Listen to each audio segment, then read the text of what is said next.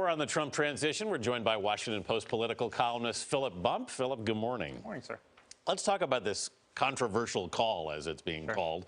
Is this a major breach of diplomatic protocol?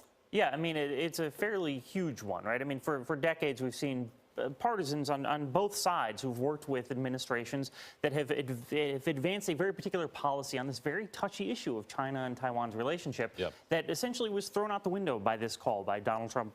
He says he took a call. The Taiwanese say that Trump had reached out to them. It's, again, part of the issue is that we're never quite clear on what actually happened in situations like this. But this is something that, Donald Trump is new to government and he is new to these sorts of international relations. There's some question if he is trying to make his stamp on the relationship between China and the U.S. before he is sort of constrained by being part of the government. It's just not clear. Philip, it's worth noting that this is coming during a week when Mr. Trump has made several calls that the New York Times say have left diplomats aghast, including calls to the president of the Philippines, Duterte, the prime minister of Pakistan, Nawaz Sharif.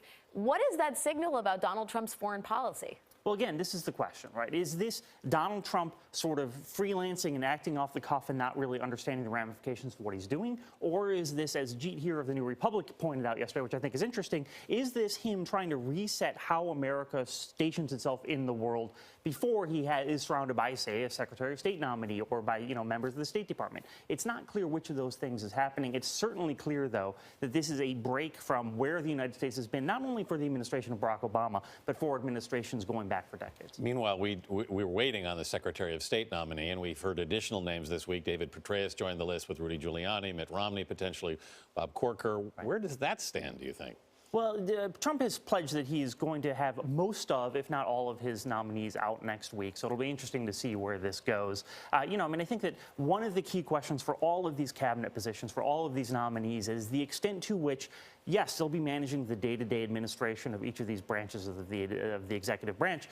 But to what extent will they be able to actually guide what the administration is doing broadly, which is to say what President Trump is doing? I think that's the question. If it's a Mitt Romney, for example, who becomes Secretary of State, can Mitt Romney change Donald Trump's minds on things like what the United States has always done in relationship to China? It's not clear that he can. So autonomy and influence are a huge question as it pertains to the entire cabinet. We know that the president-elect announced his pick for the Defense Secretary, General James Mattis, calling him the closest thing we have to General George Patton.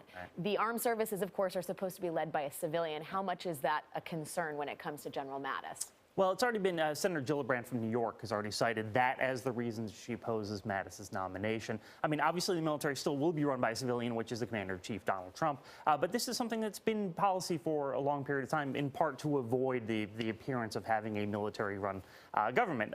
That said, I think that Mattis is generally perceived by people who observe these sorts of things as a good pick, as someone who can do this job well and do it effectively. And we've already seen that Donald Trump has cited Mattis as having pushed back on him on the issue of torture, for example, which I think for people who are worried about Trump's relationship with his cabinet is a good sign.